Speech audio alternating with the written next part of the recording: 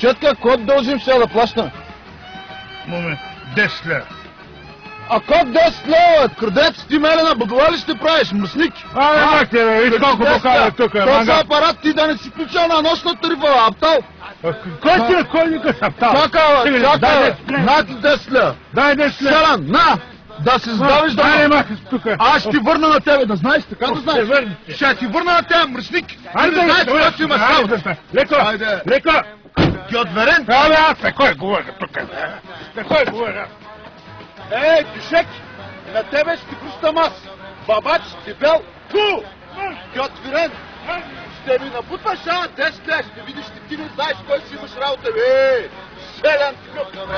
На морето докато чакна къде и черно море, ангела би.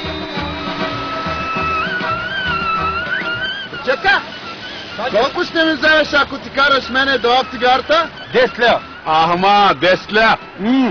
А ако ти дам 100 марки, една свирка ще направиш ли? А? Ей, мангал, майка ти! Елерас, ти мене за къв ме имаш, бе, а? Ще те спукам, ей! Ти пък гласа ти на твоя, мангал! Кой спука?